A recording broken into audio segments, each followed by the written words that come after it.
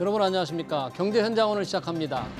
한국은행이 저출산 고령화에 따른 돌봄 서비스 인력난을 해소하기 위해서 외국인 노동자 도입을 늘리고 이들에게는 최저임금을 낮게 설정하자고 제안했습니다.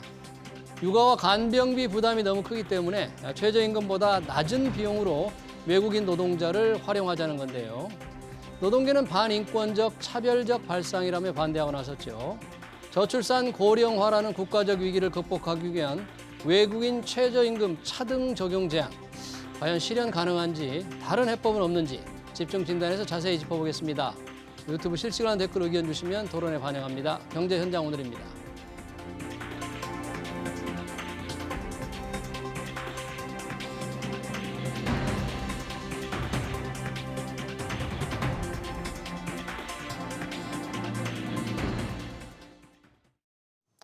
육아와 간병의 외국인 노동자들에 대해서 최저임금을 차등 적용하자는 제안 토론하기 위해서 두 분 모셨습니다. 서지용 상명대 경영학부 교수 그리고 황옥경 서울신학대 보육학과 교수 오셨습니다. 어서 오십시오. 네, 안녕하세요. 반갑습니다. 자, 중앙은행인 한국은행이 낸 아이디어예요. 육아 도우미, 간병인 등 외국인 돌봄 인력에 최저임금을 적용하지 말자. 그래서 외국인들을 조금 싸게 써보자.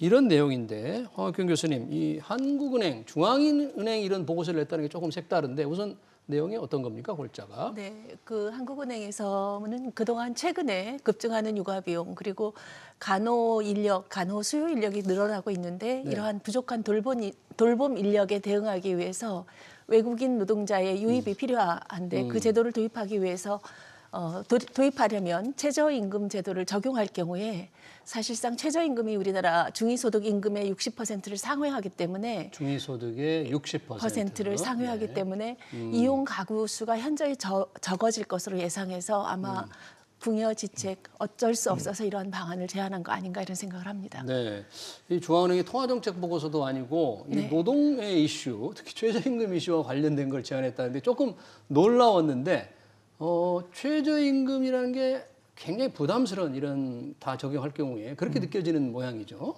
예, 그렇습니다. 한국은행이 통화정책 주로 하고 있는 기관인데 최근에 이창용 총재 부임 이후에 이제 가계 안정성을 많이 중시하고 있습니다. 그러다 보니까 이제 가계에 최근에 이제 고물가로 인한 고금리 부담, 채무 부담이 늘어나는 걸 좀 해소하자. 그런 측면에서 최근에 이제 그런 그 신혼부부들, 그러니까 젊은 신혼부부들 이런 부분들 대상으로 해서 육아 수요가 많으니까 이제 그 이런 돌봄 도우미가 필요한데 외국인 도우미 같은 경우가 그동안에 이제 값싼 인력으로 이제 취급받았었는데 만약에 이런 분들한테 국내 최저임금 시간당 9,860원 적용하면 시간당 우리가 현재 9,860원이죠. 예. 그러니까 지난해에 비해서 2.5% 늘었거든요. 이제 그 금액이 상당히 부담이 된다는 거죠. 지금 교수님도 잘 말씀해 주셨다시피 하루 10시간 정도를 만약에 그 전일제 맞벌이 부부가 이제 그 가사 육아 도우미 만약에 5일 사용한다고 하면 5일 쓴다면. 결과적으로 30대 중위소득이 지금 한 509만 원 정도 되는데 제가 계산해 보니까 뭐 5일만 쓴다고 하더라도 지금 최저임금 적용해 보면 한 40% 이상 되거든요. 그러니까 돈 그 직장에서 벌어서 그런 외국인 근로자들한테 다 고스란히 이제 지급되는 그런 문제 생기거든요. 예. 근데 이제 한국은행이 좀 구조적으로 이제 그 가계 부담이 지출이 부담이 되면 결론적으로 이제 민간 소비도 위축이 되고 그다음에 빚 갚는데 상당히 부담되고 무엇보다도 이제 한국은행이 주목한 거는 여성의 경력 단절에 주목했다는 게 상당히 뭐 우리가 주목해 볼 필요 있어요. 최근에 이제 그 20, 30대 여성 인력들이 결혼과 동시에 이제 육아 때문에 이제 퇴사하는 경우가 많고 다시 경력 단절 때문에 사회 복귀하기 어렵거든요. 네. 이런 문제를 짚었다고 봐서 상당히 중요한 이슈고 특히 이제 하는 보고서가 이제 홍콩 사례를 언급을 하고 있습니다. 홍콩 사례? 예, 홍콩 같은 경우 1990년에서 2000년에 실질적으로 0세에서 5세 자녀 둔 이런 여성 인력 노동시장 참여율이 이런 최저임금보다 낮은 그런 시급을 적용함으로 인해서 15%포인트 이상, 특히 대졸 여성 같은 경우 25%포인트 이상 개선됐다. 이런 것들은 사실 주목할 필요가 있기 때문에 우리도 한번 검토해보자. 이런 취지인 것 같습니다. 알겠습니다. 여러 가지를 말씀해 주셨는데 홍콩 사례를 좀 주목할 필요가 있다. 그리고 이 사실 최저임금대로 지급을 하면 200만 원이 좀 넘으니까 중위소득이 한 그것만 해도 40%가 40% 넘게 이상 나가면 됩니다. 예. 이거 그만큼 지불하고 애를 키우면서 일과 육아를 병행하기가 정말 어렵다 그런 얘기네요. 네. 지금 육아만이 아니라 간병비도 사실 문제잖아요, 그렇죠. 우리나라에. 네, 노인 가구가 예. 늘어나고 있고 평균 수명이 증가하면서 요령 인구를 보호하는 그 간병해야 되는 가족들의 그 재정 부담도 굉장히 크게 늘어나고 있습니다. 그리고 육아 비용과 관련해서는 앞서 교수님께서도 말씀하셨지만 홍콩의 경우에도요. 1973년부터 외국인 육아 도우미, 가사 도우미를 사용할 수 있도록 법적 제도를 마련했는데요. 70년 초부터. 네, 그런데 초기에는 이들에 대한 임금 비용 부담 때문에 이용 수요가 많지 않았습니다. 그러다가 홍콩에서도 정책적 전환을 통해서 여성 평균 임금의 30% 수준으로 외국인 근로자들의 임금 수준을 좀 조정하면서 그러니까 당시 여성 평균 임금의 30%로 까지로 맞춰준 겁니다. 아까 교수님께서 말씀하셨지만 지금 현재 최저임금을 적용할 경우에는 40% 이상의 지출 비용이 육아 비용으로 감당이 되기 때문에 이 비용에 대한 조정이 어쩔 수 없이 이루어졌던 것으로 보여집니다. 그래서 그 이후에 되어서야 홍콩에서도 이 수요가 늘었고 이러한 수요가 증가하면서 여성 고용률도 20에서 30% 상향된 것으로 그렇게 보고가 되고 있습니다. 그래서 주요 국가들의 이러한 접근법, 이러한 시도들을 참고해서 한국은행에서도 우리나라에서도 지금 급증하고 있는 육아 비용과 또 급증하고 있는 육아 비용 때문에 저출산으로 이어진다라는 이런 판단들 때문에 여러 가지 목적을 두고 이번에 이런 안을 제안한 거 아닌가 이런 생각을 합니다. 그럼 홍콩에서 시도한 여성 평균 임금의 거의 30% 가까이 낮은 임금으로 외국인 근로자, 주로 필리핀 도우미들이 많았죠? 네, 그렇죠. 그런 분들을 여성 임금의 30% 수준을 쓸 수 있다. 야, 그게 어떻게 참 가능했을까 싶네요. 30% 정도. 예, 국회사의 비판도 많습니다. 실질적으로 지금 동남아 이런 도우미들, 간병 도우미들 시간당 급여 보게 되면 홍콩이 한 2,800원 정도 되고요. 시간당. 예, 대만 2,500원, 싱가포르 1,700원이거든요. 그러니까 이제 실질적으로 홍콩 같은 경우는 최근에 이제 그 2023년 기준으로 월 그 급여가 우리나라 돈으로 한 80만 원 정도 외국인 도우미가 받는데요. 네. 그러니까 이제 홍콩 근로자의 한 4분의 1 정도밖에 안 되거든요. 4분의 1. 그러면 이제 사실은 저임금 장기 노동으로 소위 말해서 현대판 노예제 아니냐 이런 국제사회 비판도 있어요. 근데 그런 문제가 좀 있는데 사실 최근에 이제 ILO 국제 그 노동기구 뭐 1919년에 설립된 유엔 산하 노동기구죠. 뭐 안전하고 공정한 노동 환경 제공한다 이런 걸 목표로 설립된 국제기구고 상당히 역할도 많이 하고 있는데 최근에 이제 동남아 국가 중에서 싱가포르, 말레이시아, 싱가포르 이런 국가들 대상으로 조사를 했는데 실질적으로 근로시간, 주당 평균 근로시간이 해당 국가도 한 44시간 정도 되는데 2배 이상씩 근무한다. 2배 이상 이런 거에 대한 길게 문제점을 일한다. 한번 지적한 바 있거든요. 자, 그런 것만 보더라도 사실 동남아 국가와 우리나라하고 현황은 좀 다릅니다. 그런데 실질적으로 이제 이 홍콩 같은 경우는 이 ILO가 이제 필수적으로 채택하고자 하는 8개 주요 협약들이 있어요. 이제 뭐 강제 노동에 대한 협약, 그다음에 그 정치적 견해 표명, 파업 참가에 대한 강제 노동 철폐에 대한 협약, 뭐 이런 그다음에 고용 및 직업성 차별 대우에 대한 협약 8가지가 있는데 이런 것들을 채택을 안 하고 있습니다. 국제 노동기구의 핵심 협약을 채택하지 않고 특히 있다. 우리나라에서 좀 주요하게 이제 보고 있는 고용 및 직업상 차별 대우에 관한 협약 제111호인데요. 이게 적용이 되면은 실질적으로 국내 임금 근로자와 외국인 근로자 간의 임금 차별이 되면 안 됩니다.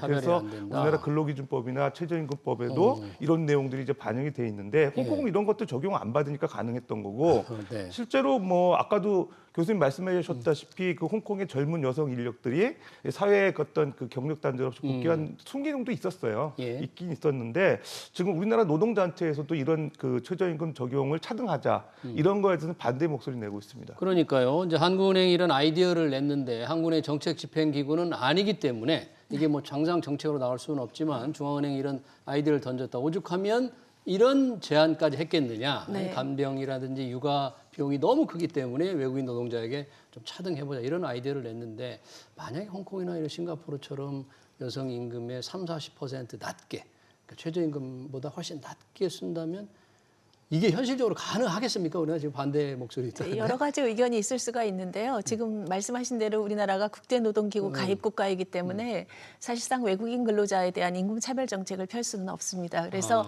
잘 아시듯이 보도도 되어 있지만 한국은행에서 이제 이 일을 유지하면서 우리가 할 수 있는 방법으로 외국인 근로자가 가사도우미나 육아도우미로 우리나라에 들어올 경우에 이를 이용자와 그리고 사용자 간의 계약 관계를 사적 고용 관계로 하는 방식을 제안을 하고 있습니다. 사적 고용 관계라면 어떻게 하는 거예요? 이용하는 가족이 그 외국인 근로자와 개인적 계약 관계를 맺는 겁니다. 그렇게 되면은 사적 고용 관계가 되기 때문에 외국인 근로자는 근로자가 아니라 사용주가 되는 겁니다. 그래서 사실은 셀프 인플로이드라고 하죠. 자영업자 수준에 이렇게 해서 계약 관계를 된다. 하는 방식을 제안하고 있고요. 그럼 그리고 최저임금을 적용받지 않아도 된다. 되는 거죠. 계약 방식을 그렇게 하면 그렇게 하게 되면요. 그리고 또 다른 하나의 안으로 이제 논의되고 있는 것은 ILO에서 업종별로 분야별로 그리고 최저임금 제도를 달리 적용할 수 있는 안을 열어놓고 있습니다. 미국과 대만 같은 국가들에서는 최저임금 제도를 업종별로 분야별로 다르게 적용하고 있기 때문에 우리나라에서도 이런 방안까지도 검토해봐야 되지 않은가 이런 제안을 함께 하고 있습니다. 그러네요. 그러니까 최저임금을 별도로 차등 적용할 경우의 문제 때문에 계약 방식을 달리해서 자영업자 형식으로 외국인 근로자를 해본다. 만약에 그게 가능한다고 하더라도 제가 궁금한 거는 그렇게 해서 지금 최저임금이 200만 원 초반대가 되잖아요. 월급으로 치면 한 절반으로 한다. 예를 들어서 100만 원 정도로 필리핀 예를 들면 외국인 돌보미를 쓴다 그러면 그분이 현실적으로 한국에서 이 물가 수준에서 살아갈 수가 있을까요? 그분이 100만 원 받아가지고. 현실적으로 어렵다고 봐야 되는 거죠. 그리고 사실 그 사적 계약 계약. 고용하는 거, 요 문제도 사실은 이게 뭐 아름아름 초기의 단계는 어느 정도 허용될 수 있겠지만 그런 분들이 많아지게 되면 이게 사실은 약간 집단 행정 나올 수 있고 실제로 필리핀 같은 경우도 홍콩에서 이런 그 처우에 대한 개선의 목소리가 단체적으로 있었었어요. 그때 우리나라에도 그게 그럴 가능성도 있고요. 이걸 좀 안정적으로 유지하는 제도로서는 한계가 있을 것 같습니다. 그러니까 서울시 같은 경우도 그런 방안도 있는 것 같아요. 지금 교수님 말씀하신 가군의 고용 방식 그런 도입하는 것도 있지만 그 실질적으로 이제 우리나라 그 비자에서 E74라고 해가지고 기존 그 숙련공들에 허용하는 그 이런 비자들이 있었습니다. 우리나라 기술 배우기 위해서 오는 숙련 비자인데 그분들이 이제 전문성을 갖고 오는 비자죠. 근데 이제 우리나라 이제 가사도우미나 같은 이런 분들은 비전문성 비자 E9을 받고 들어오거든요. 그러니까 그분들이 이제 그 취업을 하기 위해서 이런 가사도우미 일을 하는데 실제로 E74에 지금 이런 가사도우미를 어떻게 보면은 간병이나 이런 그 이제 간호할 수 있는 그런 전문 인력으로 포함시켜 가지고 이제 고용을 했을 경우에 조금 더 이제 그 다른 해법이 되지 않냐 이런 얘기인데 무슨 얘기냐면 그 최저임금을 차등 적용할 수 있다 그런 얘기예요? E74 비자. E74로 하게 되면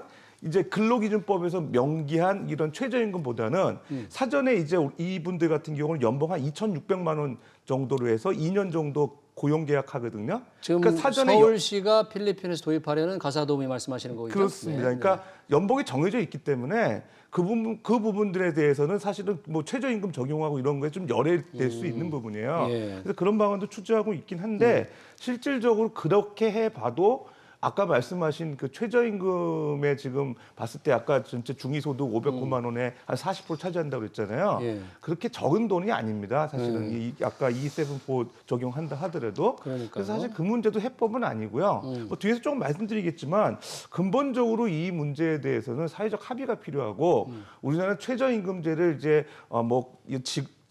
연령이라든지 지역이라든지 이런 거에 상관없이 이제 단일하게 적용하는 제도를 우리가 이용하고 있는데 그런 것들을 좀 차별 적용하는 거를 검토할 필요 있습니다. 그러네요. 왜냐하면 지금 아까 교수님도 말씀해주셨는데 외국인 근로자들 만약에 급여를 올리면 아니, 내린다고 하면 우리나라 같은 경우 내국인 근로자의 그 가사도우미들도 급여가 낮아질 가능성이 있어요. 함께. 그런데 그런 검토해봐야 될 것 같습니다. 지금 여러 가지 이제 해법, 한국인에 낸 제안에 대한 해법이 여러 가지가 나오고 있는데 지금 말씀하신 게 서울시가 지금 추진하는 거예요. 필리핀 가사도우미를 100명 정도 시범 도입하게 하렸는데 2년 계약한다는 거죠? 연봉 한 2,600만 원. 아까 그 숙련공으로 오는 비자 같은 경우는 근데 이제 연봉이 2년 2,600만 원이면 거의 최저임금과 큰 차이는 없죠, 이쪽에 하면. 네, 그런데 서울시가 지금 계획하고 있는 방식이 그냥 굉장히 단선적으로 최저임금 기준만 맞춘다 뭐 이런 방식이 아니고 네. 이를테면 어떤 사람이 어떤 상황과 어떤 조건에서 이러한 외국인 육아 도우미 내지는 가사 도우미를 필요로 하는가를 조사해 봤을 때 네. 보통 가장 많은 응답이 있었던 것이 일주일에 1일에서 3일 그리고 하루에 4시간에서 6시간 정도 필요하다 이런 응답이 굉장히 높았던 걸로 나오고 있습니다. 그렇기 때문에 이 가사 도우미 내지는 육아 도우미가 어느 한 가정에서 거주해서 24시간을 같이 기거하면서 최저임금을 적용받는 그런 수준으로 할 수도 있겠지만 또 다른 방식으로는 이분들이 민간기관에 소속돼 있어서 여러 가정을 에서 육아 도우미나 간병 도우미로 활동할 수도 있기 때문에 다양한 방식의 소득 뭐 유지나 보전 방식이 있을 것으로 생각합니다. 그러네요. 그러니까 저희가 이 외국인 육아 도우미 내지는 가사 도우미를 인력을 도입하는 방안을 생각할 때 단순히 최저임금 수준만 가지고 논의하기보다는 현재 우리나라가 가지고 있는 육아 비용에 대한 굉장히 상승 부분, 그 다음에 간병 돌봄 인력이 필요한 가구의 어떤 현실들 이런 것들을 고려해서 가장 우리나라에게 맞는 최선으로 필요한 부분이 무엇인지를 생각해봐야 할 때가 아닌가. 그래서 한국은행이 이런 부분에 대한 화두를 던진 게 아닌가 이런 생각을 해봅니다. 아주 예. 오래전이기는 하지만 이러한 외국인에 대한 최저임금 제도에 대한 엄격한 적용이 되지 않았을 때 제가 아주 오래전에 수십 년 전에 아이를 키울 때 제 주변에서 외국인 육아 도우미를 많이 저희 친구들도 사용하고 했었습니다. 오래전에요? 오. 네, 그랬는데 그 당시에 이제 외국인 근로자와 관련된 관련 규정들이 정비되면서 그 서비스를 이용할 수 없게 됐는데 그 당시에도 찬반 논란이 좀 꽤 많았습니다. 어느 것이 더 건강하고 지원적인 것인가라고 할 때요. 근데 지금 현재 영유아기 자녀를 둔 부모들이 가장 호소하는 부분 중에 하나가 여성들의 경력 단절도 이야기했지만 어느 부분에 틈새 시간에 육아 돌봄의 공백을 어느 누군가가 실효적으로 메꿔줬으면 좋겠다라는 부분이거든요. 틈새 시간에. 그렇죠. 네. 그러면 이러한 인력들을 활용해서 그 부분에 대한 육아 지원을 충분하게 해주면, 즉 육아 지원을 위한 사회적 서비스 인프라를 좀 다양화해주면 많은 사람들이 육아와 돌봄에 대한 어려움에서 그리고 그 부담이라는 그 생각에서 벗어나고 출산을 할 수 있는 제고할 수 있는 생각을 갖지 않을까 이런 생각을 좀 한편 기대하고 해보면서 예. 아까 이제 저도 말씀드렸고 교수님도 말씀하셨지만 업종이나 지역별로 물론 돌봄 인력이라고 해서 단순히 최저임금 수준이 낮아야 한다라는 주장에는 저는 개인적으로 좀 다른 의견을 갖고 있기는 하지만 업종과 지역별로 최저임금 수준을 조정하는 안 등 같은 것도 좀 적극적으로 이번 기회에 검토해 볼 수 있어야 한다 이런 생각을 예. 좀 해봅니다. 사실 이 최저임금 이제 외국인 돌봄에 대해서 최저임금 차등적인 문제가 나오니까 그 대안으로 보완을 위해서 지금 말씀하신 대로 분야별 또는 지역별, 업종별, 나이별 어떤 최저임금을 차등화하는 문제가 정부가 사실 좀 해보려고 했는데 네. 이 노동계의 반발이 굉장히 거세서 추진이 안 됐거든요. 현실적으로 좀 이 이슈를 정부가 다시 지금 아직 들고 나오지는 않았는데 뭔가 선택을 좀 넓히기 위해서는 좀 필요하다고 보십니까? 그러면 예, 결론적으로 그렇고요. 최저임금제가 정부가 이제 그 관련 법률 통해서 근로자에게 어떤 지급되는 최저임금을 규정하고 있는데 네. 실제적으로 우리나라는 단일 최저임금제 적용하고 있죠. 그렇죠. 그러다 보니까 말씀하신 대로 업종, 지역, 연령에 상관없이 동일한 수준을 적용하는데 근데 한때 생각을 해보게 되면 사실은 그 업종별로도 그렇지만 지역별로 보면 서울의 물가하고 지방의 물가가 좀 다르거든요. 다르죠. 그러니까 소비 수준이 다를 수 있고요. 네. 그다음에 연령도 나이가 많이 드신 분 같은 경우 가계 부양하기 때문에 뭐 교육비나 기타 그 지출이 많고 젊은 분들 같은 경우 상당히 좀 적을 수 있거든요. 근데 동일한 최저임금 수준을 적용한다. 그것도 사실은 좀 어떻게 보면 형평성, 실질적인 형평성이 좀 맞지 않고 그다음에 이제 업종도 사실은 업종을 차별하는 거는 조금 모호한 측면이 있습니다. 그래서 좀 쉽지 현실적으로 않다, 쉽지 그런 않을 얘기예요? 것 같습니다. 업종을 그래서 차별하는 예를 건? 들어서 뭐 제조업 근무하시는 분이나 금융 쪽 근무하시는 분들의 업종을 차별해서 급여를 달려야 한다. 이건 좀 현실적이지 않고요. 그럼 이제 가장 그 효과적으로 우리가 생각해 볼 수 있는 거는 지역, 연령, 지역이나 연령, 나이별로 예, 그러니까 물가 수준이 다른 지역, 그다음에 소비 지출이 수준이 다른 연령, 그것들을 저 검토해서 우리나라 그 경제 상황에 맞게끔 조정하는 게 한번 조심스럽게 검토해볼 필요가 있지 않나 이미 생각합니다. 지금 다른 나라들은 지역별, 이웃 일본도 지역별로 좀 최저임금이 많이 차등화되고 잘 운영이 잘 되고 있는 거죠? 다른 나라는? 네, 미국, 일본, 뭐 대만 이런 국가들이 업종별로 최저임금 제도가 차이가 있고요. 그리고 업종별 차이 지점에 대해서는 좀 민감한 부분이 있어서 업종별로 조심스럽기는 차등을. 하지만 예.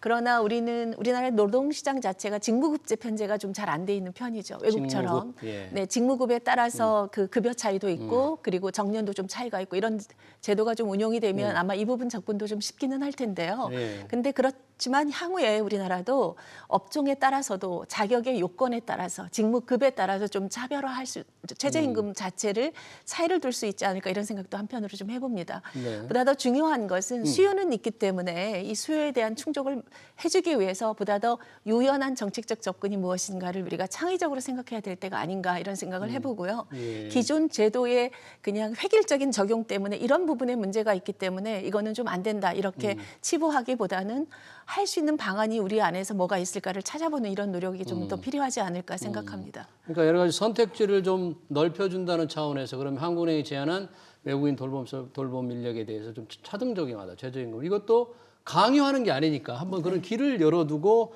필요한 경우에는 도입을 해서 조금 적극적으로 해서 아까 틈새 시장, 틈새 시간 육아에 그런 필요성이 있기 때문에 나중에 이게 정책적으로 뭔가 조금 큰 화두가 되겠네요. 이 부분은 지금. 뭐 그렇습니다. 예, 그래서 아무래도 이 부분은 계속 고려가 될 것 같고요. 뭐 노동계 반발은 분명히 있는데 또 기업 경영 측면에서 보게 되면 유연한 접근도 필요하거든요. 예. 그래서 좀 머리를 맞대야 되지 않을까 생각됩니다. 지금 사실 우리 지금 육아 얘기에 좀 초점을 맞췄는데 육아보다 비용이 더 들어가는 게 간병이죠. 네. 간병 인력 수요는 늘어나는데 네. 공급은 별로 늘어나지 않고 그 현실이 굉장히 조금 두려울 정도 아니겠습니까 지금? 네, 개인 가족이 부담하는 비용이 어느 경우에는 시간에 따라 조금 다르기는 하지만 400만 원을 상회하는 경우도 있어서 굉장히 큰 부담으로 월 작용이 400만 원을 넘는 되더라고요. 네, 그렇기 때문에 그 인력 수요에 대해서도 역시 틈새 공백이 있기 때문에 이런 외국인 인력을 자격과 그 다음에 지식 뭐 이런 것들에 대한 엄격한 검토 그리고 특히나 이제 범죄 이력 조사 그리고 약물에 대한 검사 이런 것들 좀 다 엄격하게 좀 관리해서 외국의 경우는 이런 인력들에 대해서 이제 임금 문제가 있으니까 개인 간의 고용 관계를 계약을 하지만 나머지 이런 인력들에 대한 관리 체계는 또 공공에서 하고 있기 때문에 예. 그 비용은 또 공공에서 부담되는 부분들이 있거든요. 그게 이제 국민에 대한 지원이 될 수도 있고 외국인 근로자에 대한 최저임금이 낮은 부분에 대한 지원이 될 수도 있기 때문에 적절한 선을 찾아서 간병 수요 가족들에 대한 지원도 외국인 수요 인력 노동 수요를 통해서 조금 지원하고 보완해 줄 수 있어야 되지 않을까 좀 생각합니다. 그럼 서울시가 지금 추진하는 필리핀 가사동이 100명 시범 도입한다는 거는 어느 정도 진전이 되고 있습니까? 거의 곧 이루어지는 겁니까? 예, 뭐 추진 중이고요. 실질적으로 이제 100명 시범 사업하고 있기 때문에 이거를 일종의 뭐 파일럿 테스트 형식으로 해가지고 실효성 검토하고 있는 수준인 것 같고 이게 좀 더 그 긍정적인 어떤 결과가 나오게 되면 본격 시범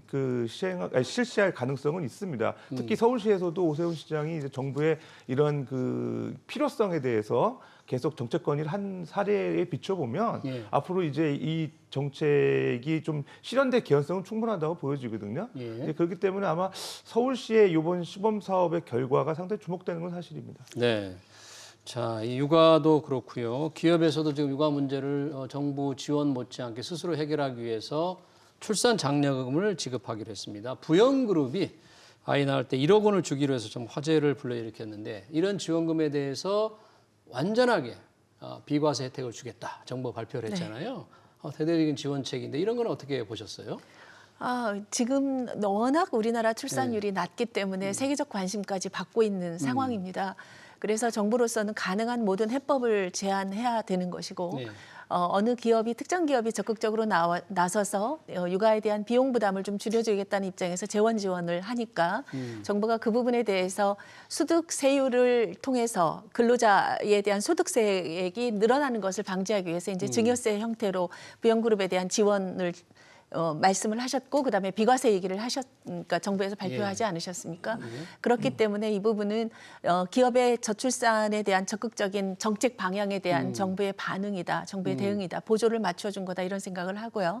향후에 이런 부분도 조금 더 조밀하게 우리가 가지고 있는 현행법상의 어떤 어려움이 있거나 문제가 있는지를 더 검토해서 기업 간의 차이가 있거나 아니면 비취업한 가족들에 대한 차별이 재정적 지원에 대한 차별이 발생하지 않도록 하는 추후 조치가 함께 이루어진다면 지금 현재 우리는 출산율 견인을 위해서 할 수 있는 방안 모두를 좀 동원해야 되는 때가 아닌가 이런 생각을 합니다. 네, 처음에 이제 말씀하신 대로 부영그룹이 1억 원을 지원한다 하니까 이 소득세, 근로소득세로 하면 뭐 세금이 뭐 40% 가까이 된다고 그래서 깜짝 놀랐잖아요. 근데 증여로 조금 바꿔도 세금을 내니까 전액 비과세 하게 되면 상당한 많은 지원이 되는 거예요. 세금을 한 푼도 안 내게 되는 거죠. 그렇습니다. 받는 분이나 주는 기업이나. 예, 그러니까 2021년도 이후 출산한 그 임직원 자녀 지금 70명인가요? 그래서 70억 지급하는 걸로 부영이 했거든요. 근데 당초의 논란은 이게 만약에 5천만 원 그 근로소득 받는 분이 이 근로소득으로 이제 1억 받는 게 이제 반영이 되면 이제 그 과세 표준 구간이 원래 5천만 원 15%예요. 그다가 이제 그 8,800만 원에서 1억 5천을 사이에 들어오게 되면 그 35%가 되거든요. 그러니까 근로소득세 많이 내게 되는 이제 부담을 주게 되는 거예요. 그렇죠. 그러니까 사실 기업 입장에서도 좋은 취지로 1억을 지급했는데 근로소득자들한테 부담을 준다 이런 논란이 있었고 그러면 이제 증여로 하면 어떻게 했느냐?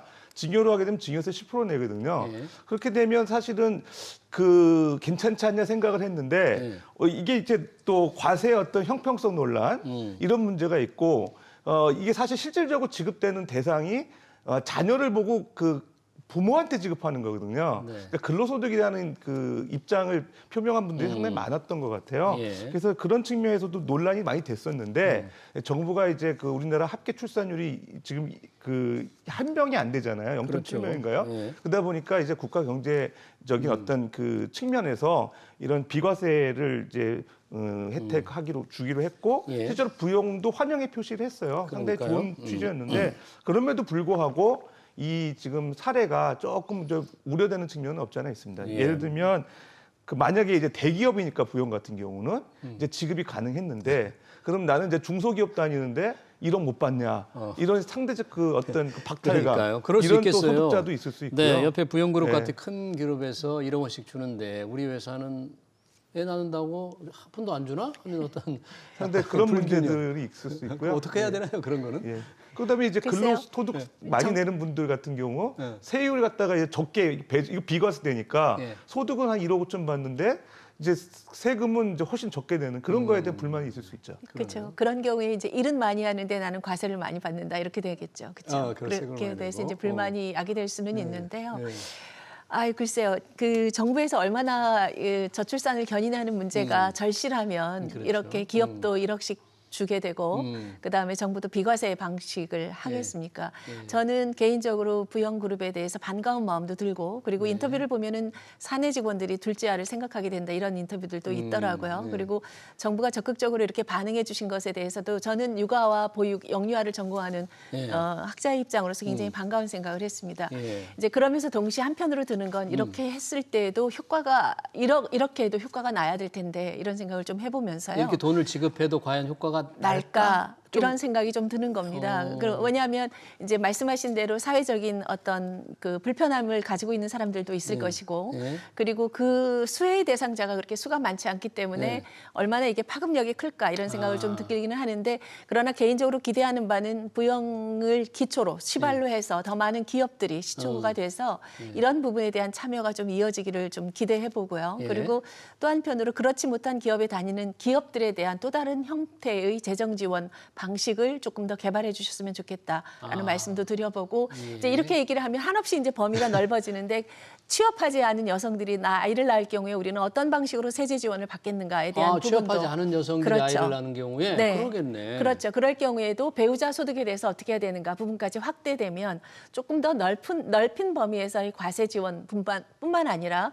실질적인 소득 지원이 될 수 있도록 하는 방안까지도 검토해야 되는 게 지금 현재 우리가 직면하고 있는 저출산의 위기의 문제 아닐까 이런 생각을 해봅니다. 그러네요. 이 조치가 세제 지원이 아이를 더 많이 낳도록 좀 지원하자는 장려하자는 거니까 취업하지 않고 애를 낳는 경우 그런 분들의 경우에는 어떻게 해야 되겠느냐고 요구를 한다면 그래서 참 할 말이 없을 것 같아요. 이런 경우 정부 무작정 다 지원할 수는 없지만 어떤 형태로든지 조금 뭐 제도가 좀 필요하다 이런 요구가 좀 있을 것 같습니다. 그렇습니다. 이제 급여 소득자 이제 대상으로 해서 네. 자녀 출산에 대한 혜택을 줬기 때문에 뭐 작은 기업에 다니는 분들이나 그렇지 않은 또 이제 자영업자라든가 예. 이런 분들에 대한 어떤 그 급여 이제 복지후생 차원에서 어떤 지원이 좀 필요한 부분이 있고요. 그런 것들은 좀 사회적으로 계속 또 논의를 통해서 모색해봐야 되지 않을까 생각됩니다. 이 육아 보육 우리 황 교수님 이제 전공을 하셨으니까 뭐 이런 정부의 현금 지원, 사실상 현금 지원이 세제 지원인데 현금을 늘려가는 이런 조치가 필요하지만 아까 조금 효과를 어느 정도 낼지 의문이라고 했잖아요. 네. 그럼 좀 보완해서 꼭 필요한 조치라든지 뭔가 좀 더 해야 된다든지 이런 의견을 내주신다면 뭐 어떻습니까? 현금 지원은 뭐 이제 많은 세대들이 재정 지원, 육아에 대한 재정 부담 얘기를 하니까 이제 그 부분은 정부가 관심을 갖고 쭉 이끌어갈 것이라고 기대를 하고요. 젊은 세대를 좀 조사해 보면 출산을 결정하기까지의 두려움이 굉장히 큽니다. 불안이 굉장히 크고 불안. 그다음에 육아를 가까이에서 바라보지 못한 세대들입니다. 이를테면 학업 경쟁이나 취업 경쟁 등 때문에 본인들의 미래를 준비하느라고 가족 생활이 어떤 것인지에 대해서 염두에 두고 생각할 겨를을 갖지 못했던 세대들입니다. 그래서 부모기가 되기까지 결정하는 과정에서 이 지원하는 프로그램들도 외국의 경우는 있기 때문에 우리나라는 그런 부분, 그러니까 부모가 될 수 있도록 하는 부모가 되는 것에 대한 두려움을 조금 더 줄여줄 수 있는 정신적, 정서적 지원, 그다음에 행동에 대한 역할 부분에 대한 지원 이런 부분도 추가되면 좋겠다 이런 생각을 해봅니다. 네, 잘 알겠습니다. 한국은행이 제안한 외국인 돌봄 서비스에 대한 최저임금 차등 적용 문제 관련 토론 여기서 마치도록 하겠습니다. 지금까지 서지용 상명대 경학부 교수, 황옥경 서울신학대 보육학과 교수였습니다. 두 분 고맙습니다. 네, 고맙습니다.